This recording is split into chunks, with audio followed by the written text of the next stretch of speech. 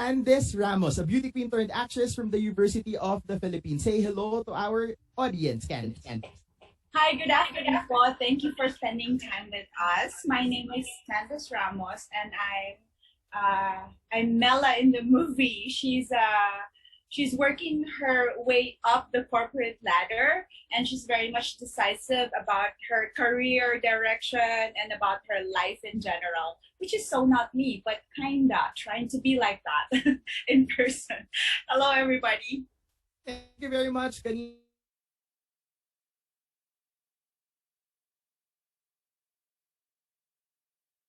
Rosh. Yes, thank you Sir Mark, and good afternoon po sa inyong lahat ng nanonood dito. Ako po si Rosh Barman, ako po ay gaganap na Gio Gapikla dito po sa ating film, at ako po ay college love ni Fiona. Sabay po kami mga ngarap maging filmmaker. Thank you very much, Rosh. Up next is a ballerina dancing her way to mainstream showbiz from Brigham University in Utah. Let's welcome Trixie, Miss Sarah Holmes.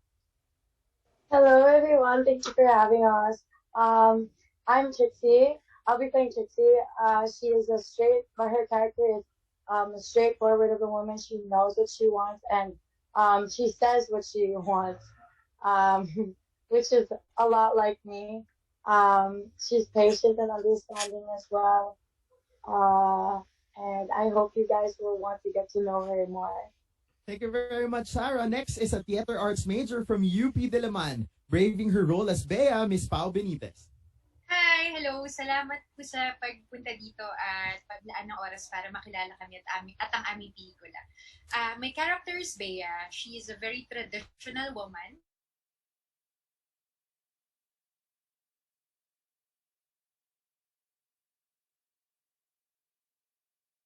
Nanonood ngayon sa live natin.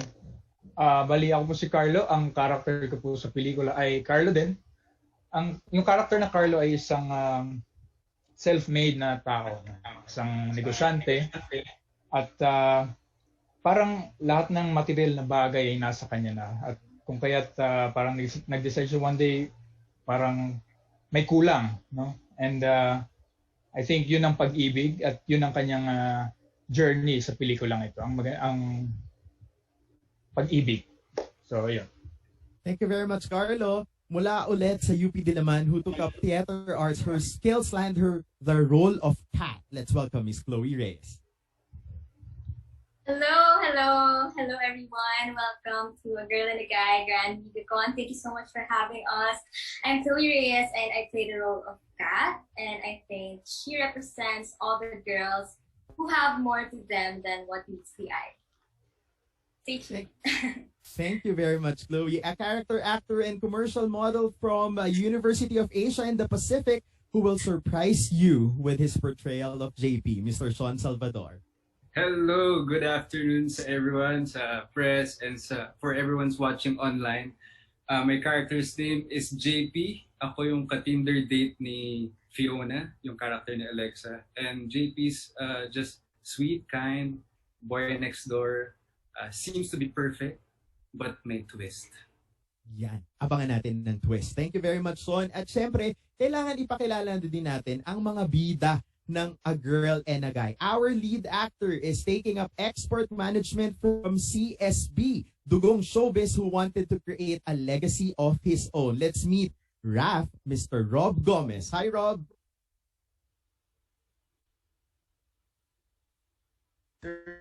Magandang umaga po. Ay, magandang hapon pala sa inyo lahat.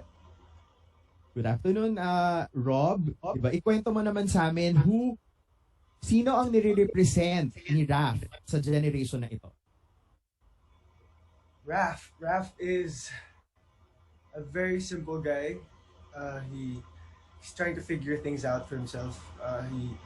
He's kind of an introvert, kind of not really self-absorbed, but very questioning to his existence. Hello? Am I choppy? Hello? Yes, we can hear you. Yes. So he goes through everything, through every relationship. He tries to figure it out, but he gets lost in the process. You know, he gets lost in other people's lives, and then he tends to forget himself.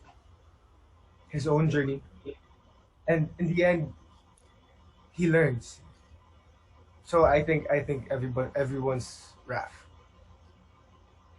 Rob, eto naman, tatanungin muna kita bago ko ipakilala ang iyong partner dito sa pelikulang ito.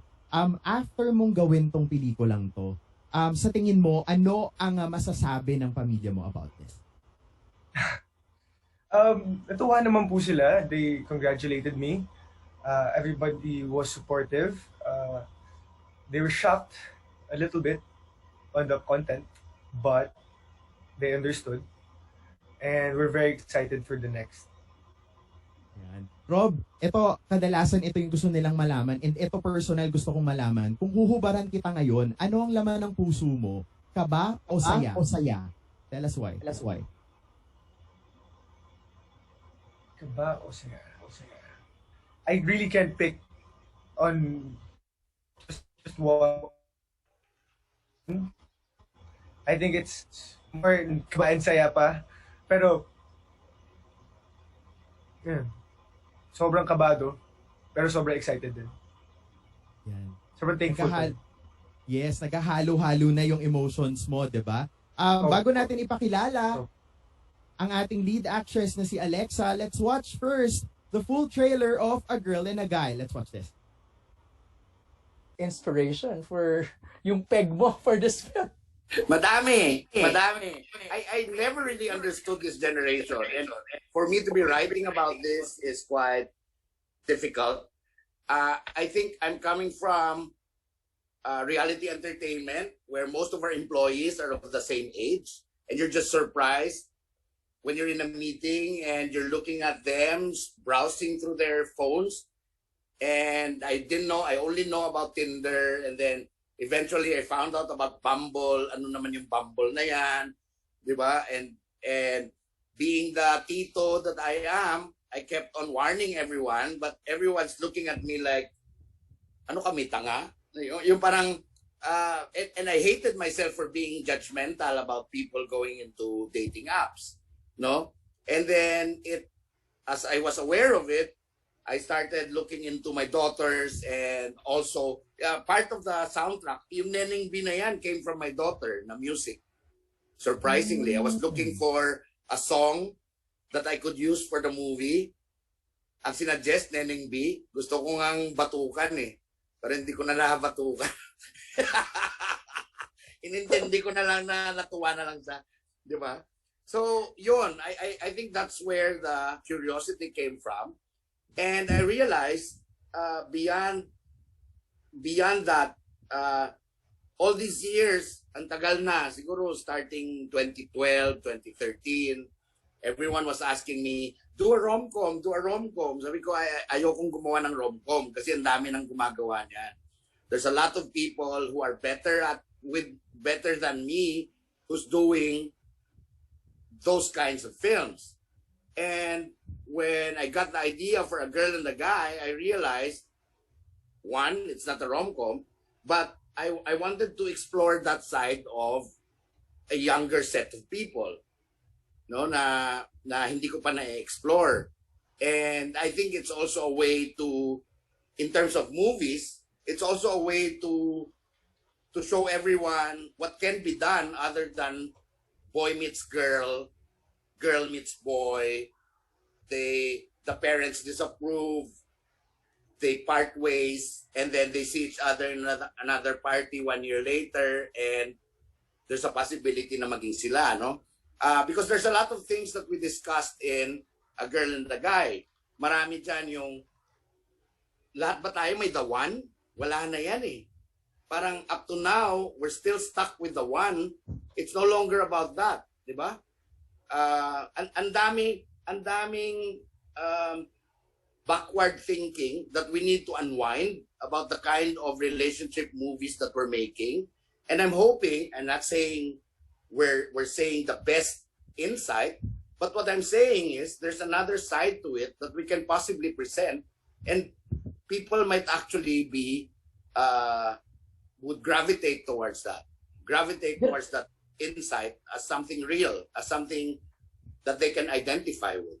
Right. Kanina sabi ni Janice na parang nag-shift ka direct to a new genre. Parang as tingin ko hindi eh. Parang na-maintain mo direct yung parang yung pushing the envelope kind of stories, no? With Bybus, with On the Job, with Honor Their Father. So feeling ko you're still on that same core na direct Erik Matti's a director that pushes the envelope.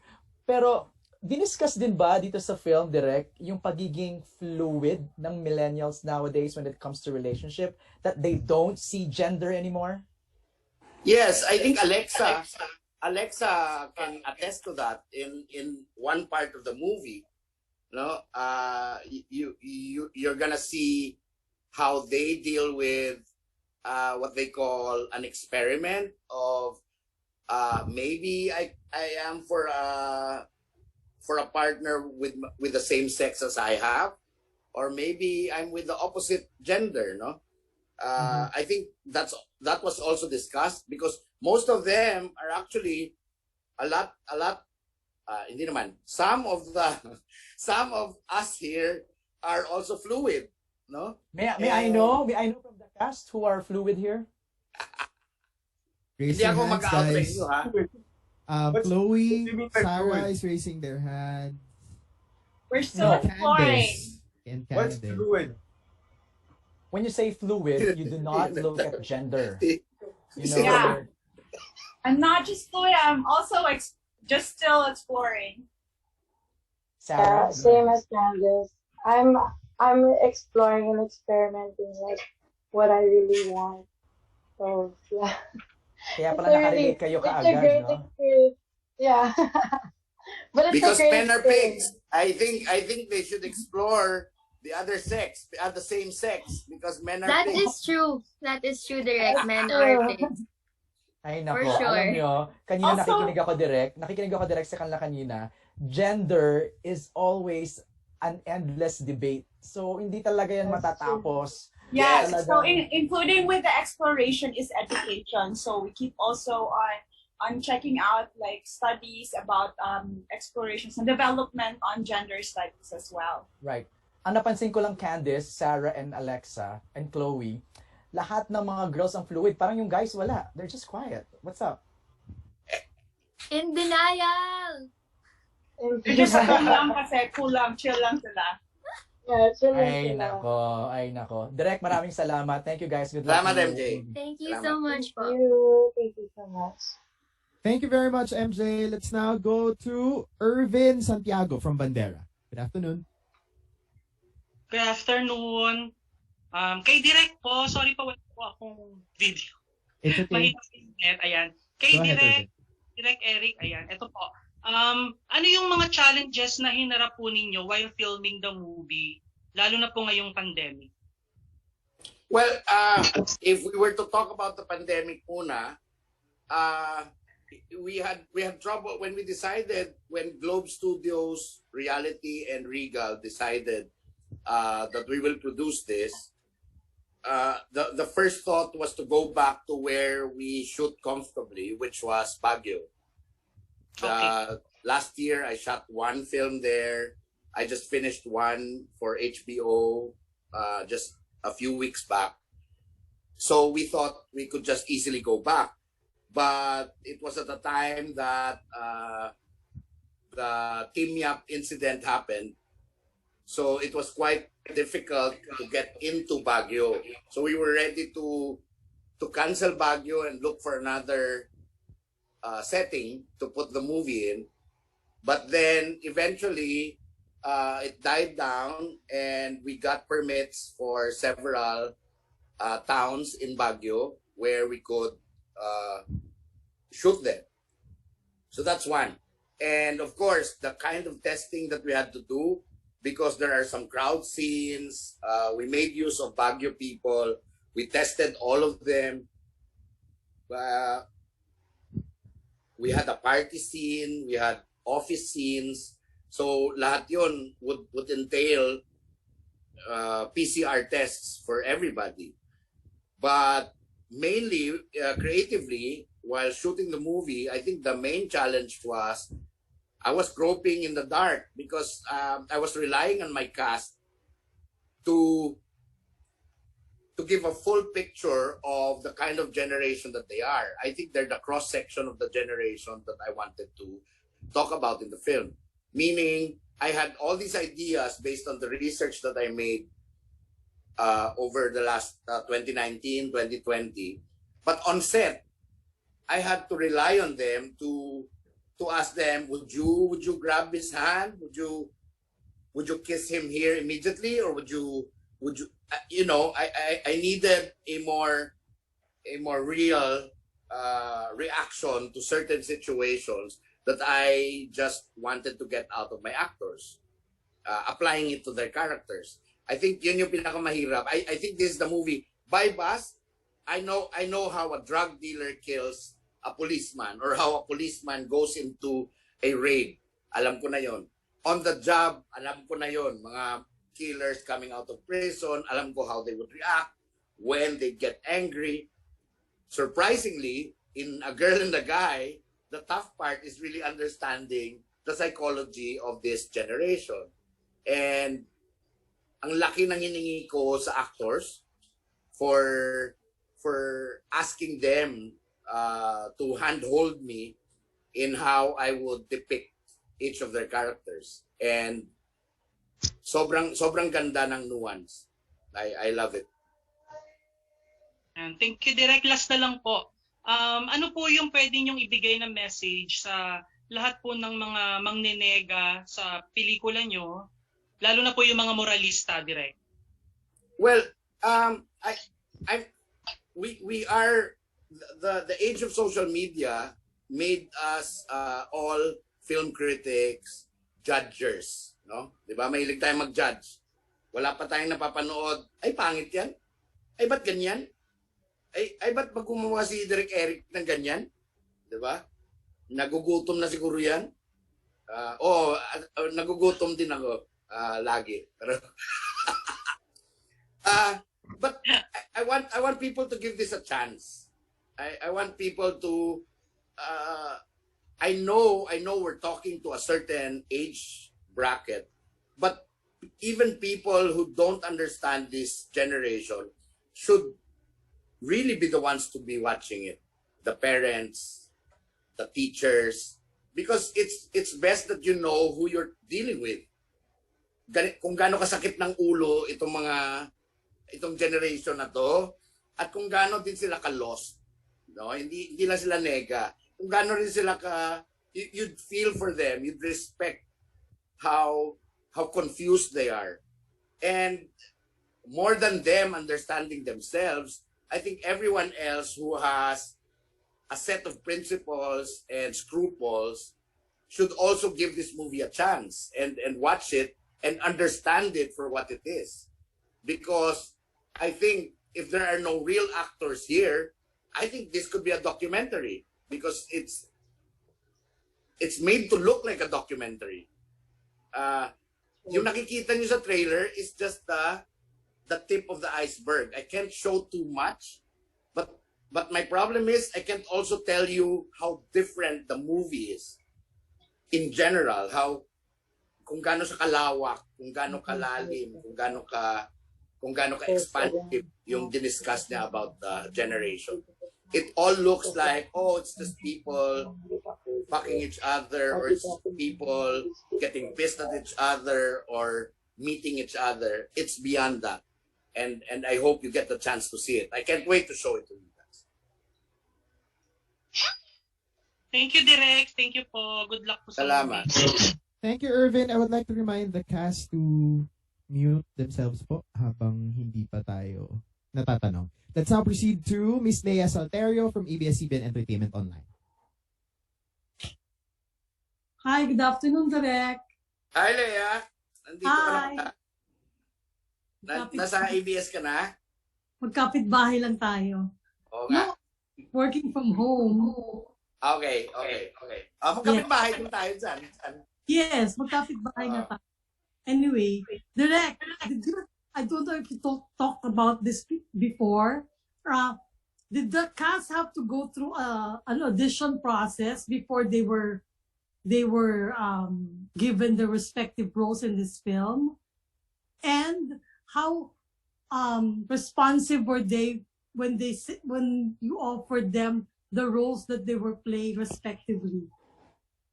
Well, in terms of audition, we knew we wanted an ensemble movie, no, guided by a girl and a guy, but generally it's really an ensemble piece.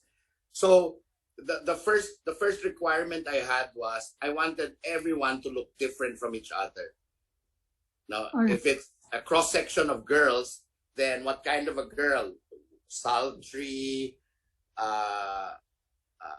nice looking, meron ding matapang yung mukha, medyo charming, medyo supladita. I wanted a cross section, also with the guys the same. So I went through a long audition process, mostly in batches of men and women, and matagal siyang mga kwento-kwentuhan, no? I think I've gotten old and I didn't want to deal with yung parang ang haba na ng latag mo and then you end up with someone saying no. So nilalatag ko na kaagad, okay? This movie requires nudity and are you ready for it? That's the first question. Now, some people would ask, what can be seen, direct? What can the audience see? And I said, you just have to leave it up to me. That nila, on point talaga. Oo, because I don't want to go on a set and pag binlock ko na, ay, dapat pala hindi ko makita yung puwet niya. Paano kaya to? Dapat nakahiga na lang sa... I don't want to get in a situation where I have to adjust what I have in mind in favor of what was pre-approved by someone else, by a manager, by the actor, or by the studio that enlists the actor, diba? So I wanted to be clear on that. Then after that, we go into assigning characters for them. A lot of them here have, at the beginning of the auditions, nakikita ko for 2 or 3 roles. And then we slowly lipat-lipat, kung dito ka kaya, kung dito ka. Until we ended up with a good mix of cast, no? For them, for the movie. Direk, wala ka bang naging problem along the way, like with the actors while shooting, while filming? Alam mo, ako na ngayon nagugulat kasi siyempre I did Scorpionites 2. For Joyce Jimenez, I did for Rica Peralejo, I did for Sunshine Cruz, with Maureen Larrazabal. I mean, I had a lot of actors. I had a lot of movies where there's nudity. And the kind of tension when you get to the set is really, really hard. No? More than somebody jumping off the roof of a 7-foot building. 7-story building. Mas mahirap pa yung starting a sex scene, no? Pag ikaw director. There's a lot of things you need to think about. You want people to be in their right minds. Ayaw mo ma-tense si mga tao. Ayaw mo ma-conscious, di ba? But in here, I'm surprised at how ready the cast is with the movie, with what's required of them. And yun talaga impressed ako because I wanted to get in a situation where I get to work and it's just about work. Diba? Trabaho lang. No? There's nudity. Okay, let's take off our clothes. Okay, put towels on them. Let's get ready. This is how it's gonna be done. I'm gonna block it. Okay, and now let's take it. Alam mo yun, yung ang laking bagay na hindi ka natitense or nag-excuse me sa lahat. Excuse. Diba? Na para lang maging komportable lahat. When you have actors who are ready and committed to their roles, ang laking bagay na nagtatrabaho lang kayo together, no? What do you want me to do, Direk? Shouldn't I be doing this? Shouldn't I? You'd get more suggestions from them because everyone's in a good place, no? Right before the cameras roll. So ito ang laki ng learning ko dito. I worked with a lot of people since year 2000, but this is the group of people na parang open my mind to, okay, ganito pala ka-relax kung everyone is just there to do the job. All right. Thanks, Direk. Thank you very much. Thank you, Miss Leia. Let's now go to Sir Gorgie Rula from DZRH and Filipino Star ngayon. Hi, Sir Gorgie. Wait lang. Ayan. Hello, Direk. Hi, Gorgs. Kumusta na, Direk? I'm good. Happy. Direk, anong feeling mo? Anong reaction mo pag sinasabi ng iba na parang soft porn itong pelikula nito? Well, they can describe it until they see it, di ba? I ask that they see it. I think they owe it to the actors, no? And we also took a long thought on the kind of nudity that we have in the movie, at how matter of fact the whole thing is. Nothing is gratuitous, no. I think in the Me Too movement now, I think we're quite clear about, we're not just gonna show the male gaze, the female body only, but to do it across the board, to be fair to everyone, no. And before this, alam mo naman kung gaano kahirap, no, to do that. Here, we were liberated. We did what has to be done based on the script. Whether it's a male or a female that goes into it. Pero of course, ready naman ako. I think I've never done a movie that didn't get any, that wasn't polarizing, na hindi hati yung mga tao, no? Some people didn't like the violence of Baybas. Some people found my other movies na hindi rin nila gusto, di ba? Kanya-kanya. But I'm hoping that they all give this a chance. That they see it for what it tries to talk about the present generation. And we're pretty proud of this.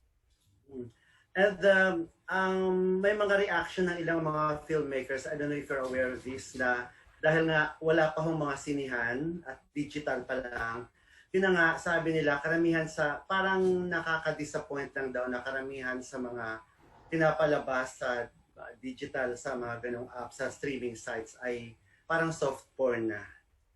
Since hindi kontrolado na. Parang wala pa naman. I think kami lang yung pinakauna siguro na ganito katapang, no? Talaga.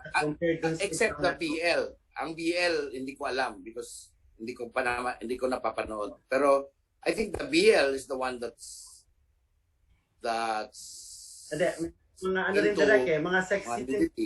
Yung mga ginawa sa Viva Max kasi direct, di ba? Yung mga may mga ano yun?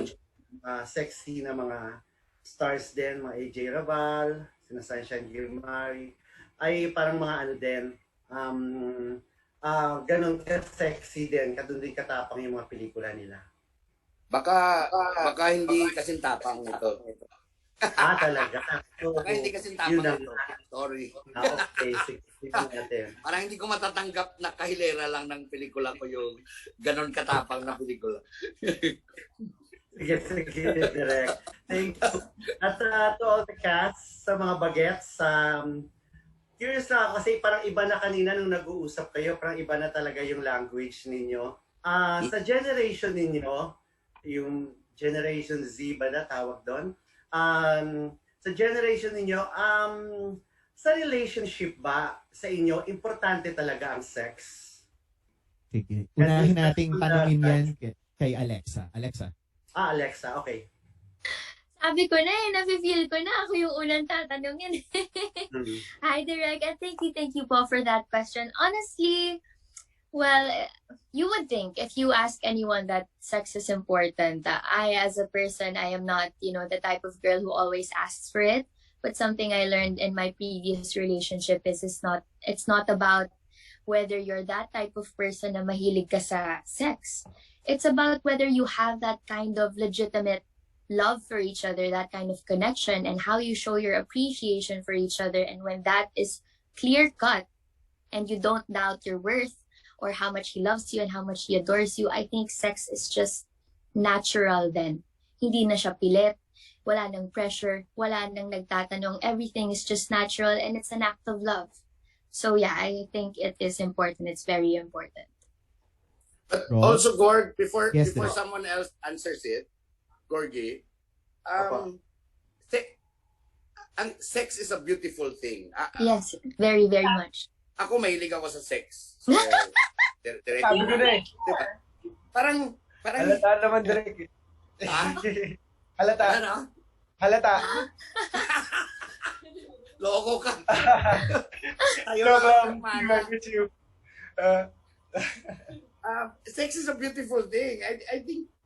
I think there's a voiceover of Rob and Alexa in the movie that talks about dati mga nanay tatay natin, 'di ba? Pinaniwala tayo, love muna bago sex.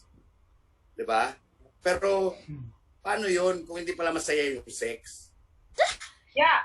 Pagkatapos ng love. So, ngayon, parang ang present generation, sex muna. Pag okay tayo sa sex, tsaka na tayo mag-usap ng malalim. Wait, Direk. Ganon? Let me explain ako. Let me explain. Ganon! Ba? Kailangan talaga. So, nga, Gordy, panoorin yung pelikula. Ano ng mindset? And the tough part was, I should be making this movie without judgment. Yan yung pinakamahirap. Hindi ako mangangaral. Hindi ko ginawa to para ikwento yung tungkol sa generation na to tapos pangaralan sila. No. I had to present a story where I'm just following where this generation will lead me. Na talagang nangyayari na ngayon. Okay, can we just clarify po? It's not just the act of sex po. Actually, it's actually very biological for a species to survive, di ba? Kaya nga tayo nandito kasi yung magulang natin nag-sex. I don't understand why. Wow. Ay, umabot sa ganun ka scientific, Candice. Kundi siguro... Parang Tito George, di ba? Parang nawawala pa sila nawawala yung pagkatabo niya pag inisip mo na, wait lang, yung parents ko nag-sex, kaya ako nandito. So, mas nagiging acceptable behavior siya, di ba? Relationship, what I mean, parang sa relationship natin, since yun na nga, na-express natin talaga yung love. Dahil nga, may love making, di ba? So, yun na nga yung sex. Kasi, yun ang tinatanong ko lang na sa relasyon ba, kailangan talaga? Or pag nakakapanghinayang ba na nag-break kayo pero walang may nangyari sa inyo? Basic lang sa George. I think it really depends on the hierarchy of needs and neediness. Yes, direct. Pag nabuntis ka, love making tawag doon. Pag hindi ka nabuntis, fucking ang tawag. Hindi ganon, Direk. Kalabas. Hindi ganon. Hindi kalabas fucking na rin nangyari anyway. Sino bang pwedeng magsumagot? Yes, sir. It's very important. It's very important. Maski wala kayo relationship. Sarah. I would like to say, for me personally, I'm very open to getting to know the person, and then I think sex is very important because that's a different language where you guys can communicate in a certain level. I'm not saying that everyone in our generation does it, because there are some people who keep it to themselves and who understand that some people aren't ready.